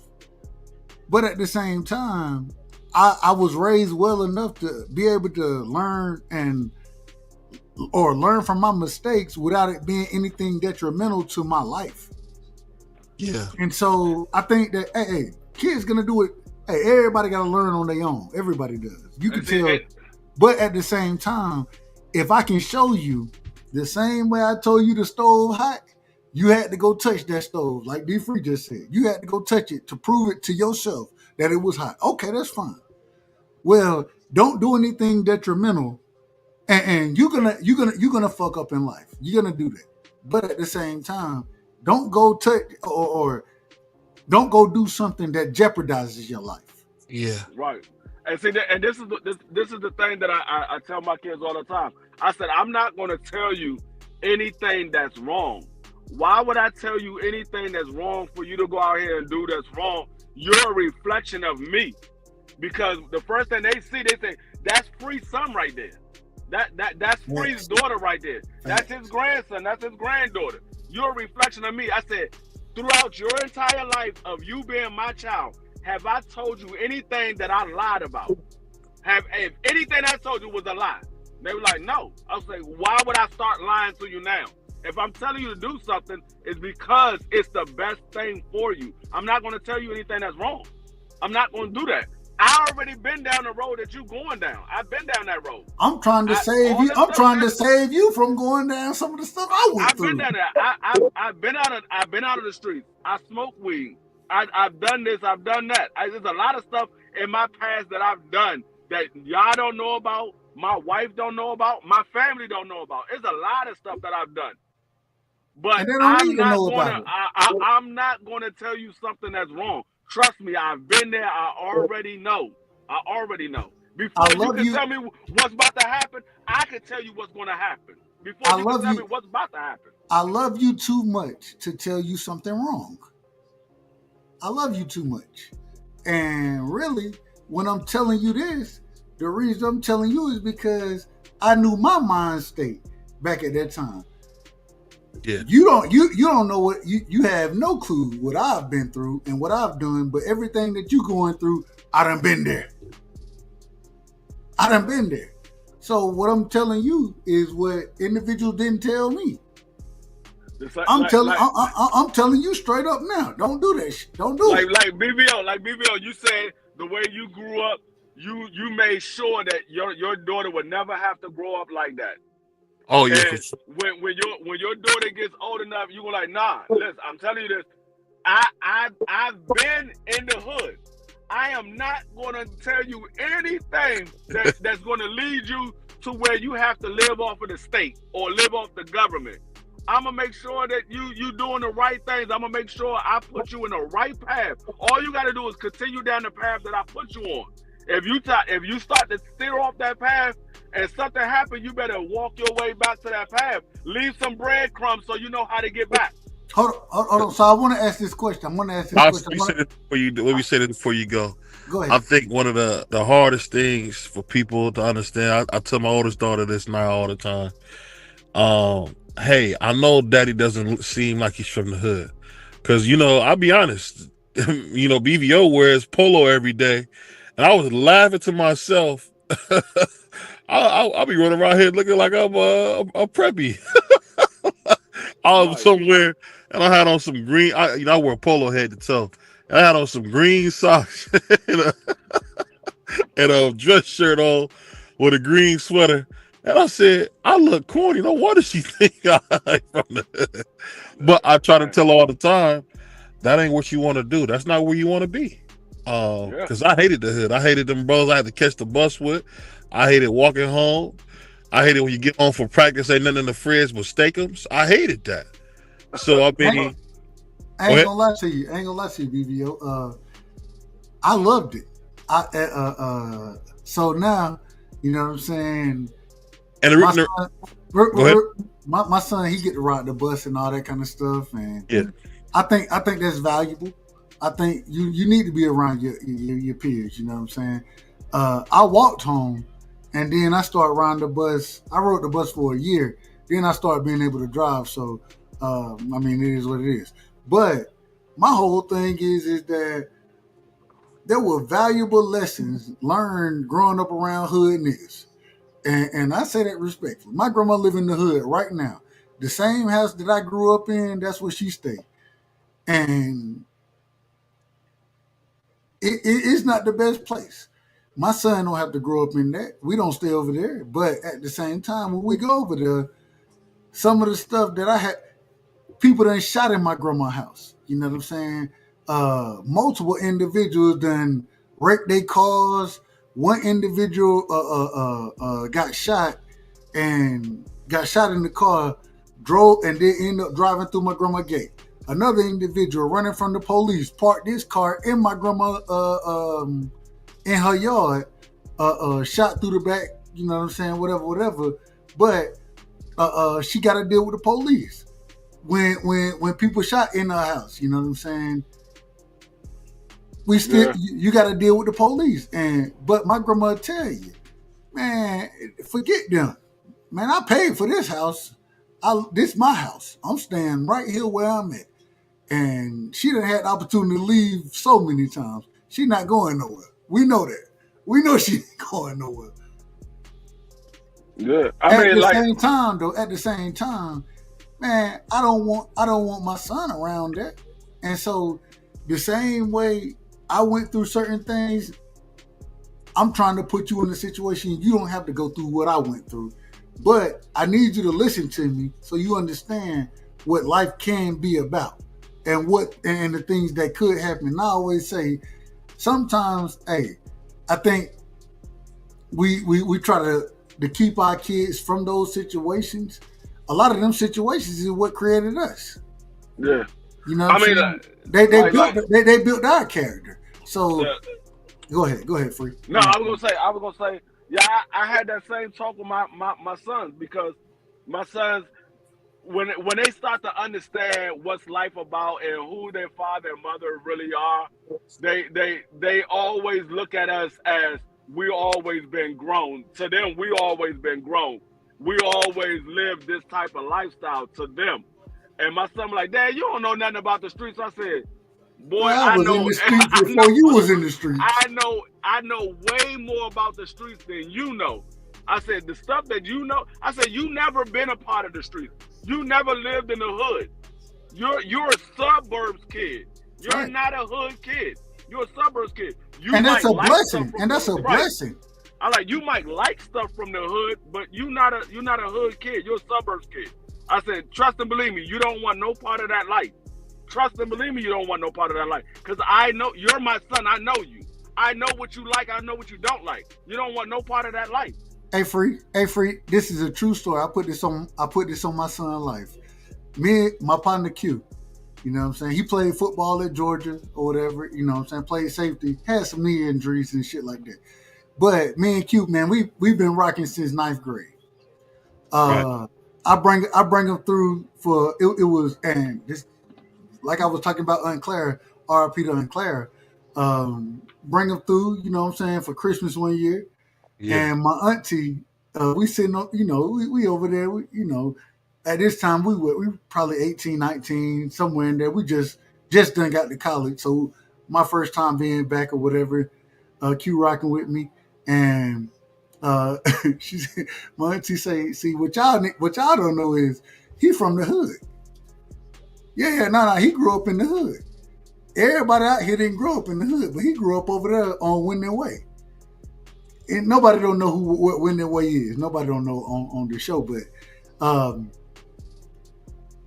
one thing that I realized is that, and I didn't even think about it that way. You know what I'm saying? I always said, man, I had a great upbringing. You know what I'm saying? Man, I went door to door preaching the gospel. You know what I'm saying? As far as Jehovah's Witnesses go, I did all of it and had to talk to my friends about the gospel. So I had a good upbringing. At the same time, yeah, I grew up in the damn hood.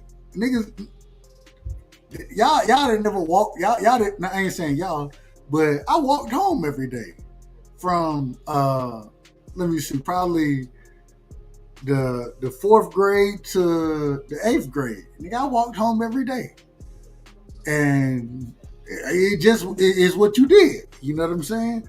And my son, he deals with none of that. And I remember the times and the things that I went through in those times. Man, there were times where shit, you got to get it up. Hey, when we get to the field, if you got a problem with somebody, we're going to handle it in the field. You know what I'm saying? That's what we handle it at. Hey, Dub, let me ask you a question when you finish. No, go ahead. Oh, and I was going to ask you, how many times, by you going door to door and speak the gospel, how many times did you run into Craig? Did I run into who? Craig.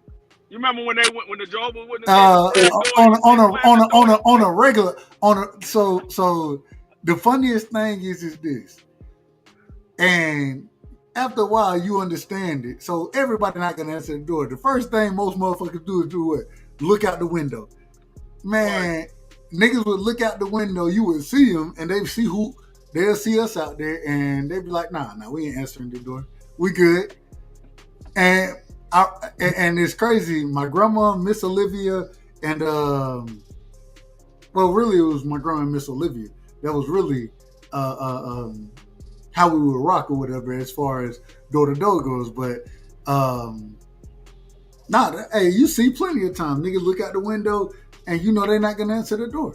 The other thing is when they did answer the door, and I ain't gonna lie to you, I used to be so nervous about it because, man, I got to go back to school. This nigga, he got the suit and tie on. He going door to door, Jehovah's Witness, you know, like, yeah. You got to deal with all of that. You got to deal with all of it. But they used to hate me. hey, be on your helmet. They be on your helmet about it. But you know what the craziest thing is? They folks started, and I got a lot of respect for doing it because a lot of individuals, you know, they were raised religiously anyways in the community, and so you standing on yours. And at first, I will say, the craziest thing is the drug dealers. When I really started playing, when I got the opportunity to play basketball, the drug dealers, those type of individuals, I had already knocked on their door. I had already been there. And anytime I was around some shit that they felt like I shouldn't be around, they'll tell me, go to the court, bro. Go to the court. You ain't supposed to be here right now. You ain't supposed to be here. And so I always feel like it helped me because at the time, I was embarrassed, bro. Like I was embarrassed to some degree. But at the same time, as I got older, they was like, bro, go to the court. Go to the court, bro. Like you ain't supposed to be around none of this. We ain't putting you in this. And what they would actually do, I could hoop. So they'll send me to the court and then come bet on me. You know what I'm saying? Like they'll be like, hey, and they ain't call me Lil Dub, but I'm gonna utilize Lil Dub right here. Hey man, Dub out here, he hooping. So what y'all want to put on it? They call me Shay. Shay out here hooping. What y'all want to put on it? You know what I'm saying? And they would make money off of me because, and you know, if I wanted something from the store, something like that, the corner store, whatever, they always showed love. but at the same time, they kept me out of nonsense. And really, I think they kept me out of it because they had seen me previously. I'm knocking on their door, Jehovah's Witness style. You know what I'm saying? And I think it helped me.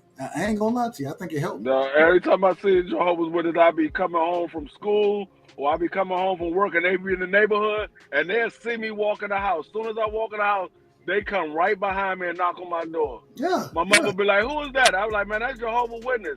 She was like, "Don't answer the door." So me being me, I want to be a smart ass. So I answer the door. So as soon as I open the door, I let them start their whole spiel. As soon as they get through their whole spiel, and they was like, they get to the end, I was like, "Yeah, Jesus saves." And I close the door. Hey, you know what's so crazy? And Dirk, and real quick, Dirk, I see you in the background. All right, there we go. Let me bring my brother Dirk on. Dirk, we coming to you in a second. Real quick, for you know it's so crazy. It's crazy because even being in that position, one thing, and Dirk, you got background noise. I'm gonna put you on mute. Okay, you muted yourself. I appreciate it. Whatever you got feedback. I say that respectfully, but Free, man, one of the things that I realized is that, yeah, that's how you like that's how you go at it. Because and what will end up happening when folks end up answering the door, man, we end up in Bible studies. And the craziest thing, so my grandma, the way she would do it, when you answer the door, she ain't trying to come at you. All she just wanted, hey, if you believe in this, then let's talk about this. We'll bring the documents, this, that, whatever, and let's have a conversation. And I have to go. I have to be at the Bible study. I got to be there for it. It's Bible study, or they used to call it return visits. Return visits is really what they call it. And man, you go for the returns, man. It's like, man, I'm out there, and now, and hence the reason I always say I know a lot about the Bible, because I was there for the studies. You feel me? I done been in all of that. So it was crazy work, man. It was crazy work. But somebody like you, I'm gonna just be honest. Hey, all they trying to get you to say is, well, come back and show us this, whatever. And a return visit. Once you got the return visit on the, we in order now. We in order. So hey, that's why your mama told you not to answer the door. I'm just telling you the truth. Oh no, I know. I just wanted to be a smart ass. I just always do. Because as soon as they start asking me about the Bible, I was like, yes, I know. Jesus saves. And I closed the door. I would do it all the time. As soon as I said, I'm like, y'all already know I'm going to close the door. Why y'all keep coming back? We go to church. Y'all see us all the time leaving out Sunday morning dressed up, going to church. Because they lived in the neighborhood, so they would just automatically come to the house because they was more comfortable coming to the people that they know on the block.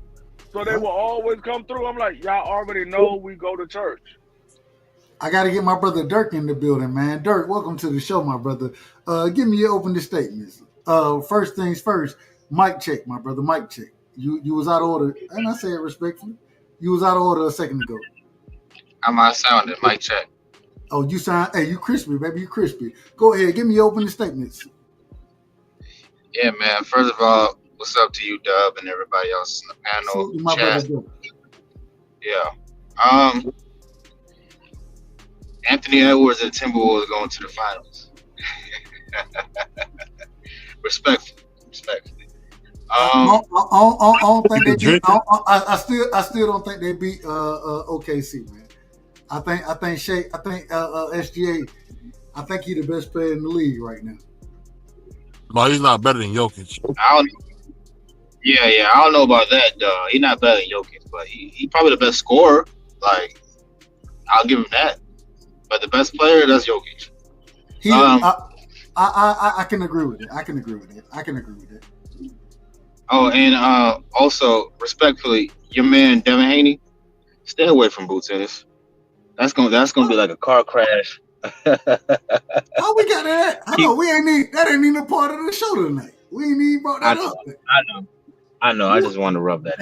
And well, now we gotta give you the drop. We gotta give you the drop, man. We gotta give the nigga the drop, man. Yeah. And I say it respectful. I say this respectful.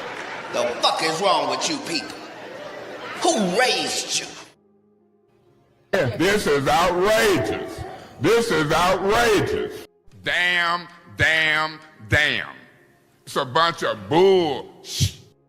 We got to give you the drop, my brother. We got to give you the drop. On that note, let's get our burning desires, man, because we want to be able to clip this up so we can't go past 2 hours. So we want everybody to get their burning desires off so we can head out. Go ahead. Who wants to start first? Dirk or Free? Y'all already know it's all family. It's all love up here. Oh, for sure. Make sure y'all tune in tomorrow night. Me and BBO will be live at 8:05 tomorrow night. And make sure y'all tune in Thursday with me and Dub for the draft Thursday and Friday. We will not be doing Saturday, but we will be doing Thursday and Friday. Hold on. Say that, Free. Say that one more time. We will not.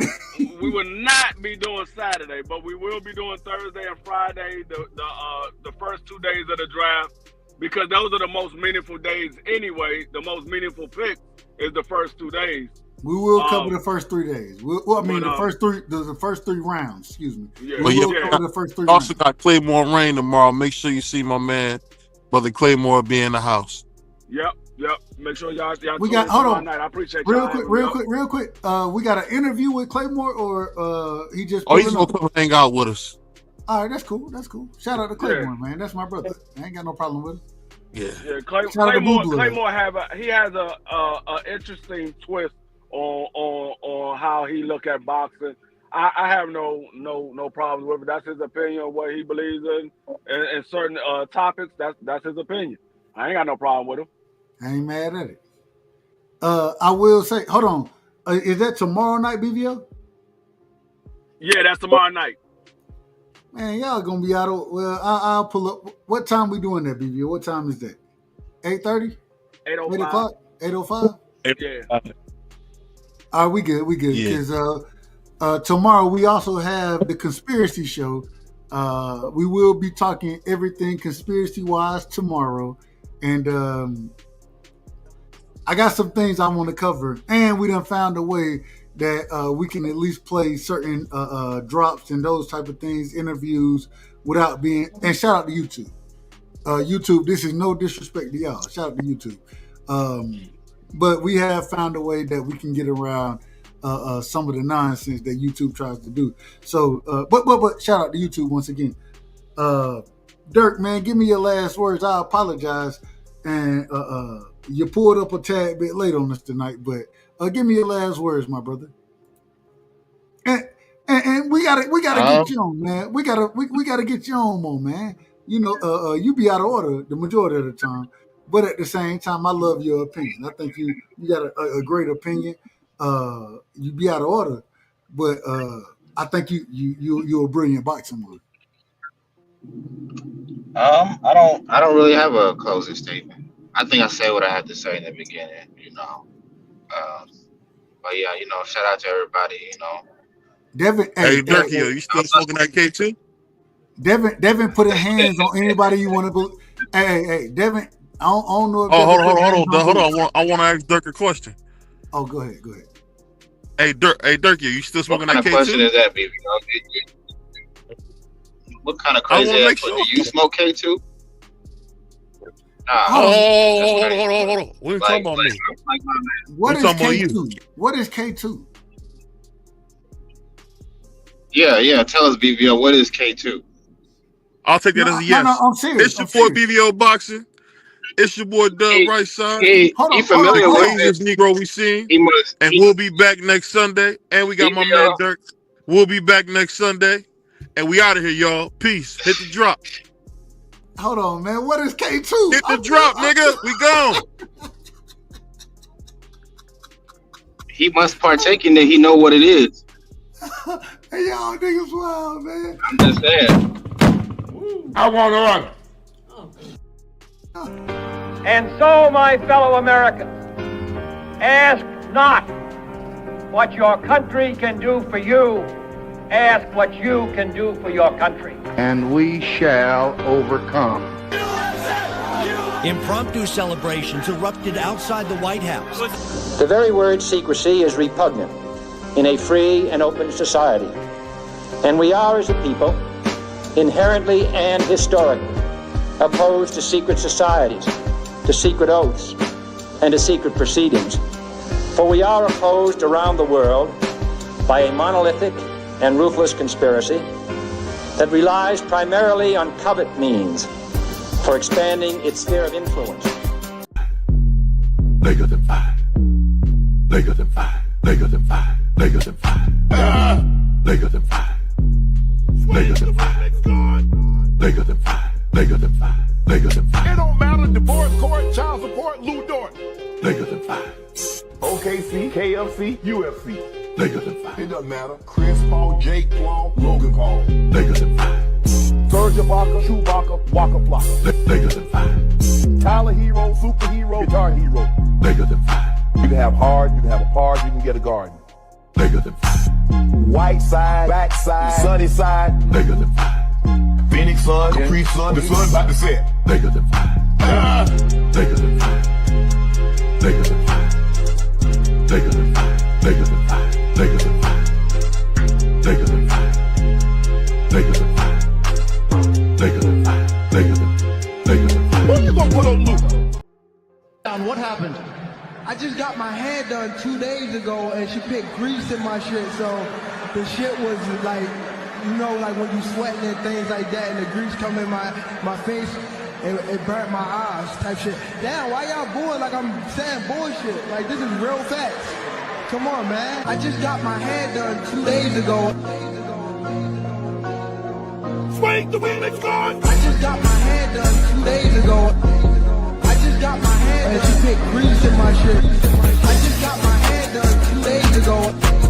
I just got my hair done. I just got my hair done. I just got my hair done 2 days ago. I just got my hair done. And she put grease in my shit. I just got my hair done. I just got my hair done. I just got my hair done.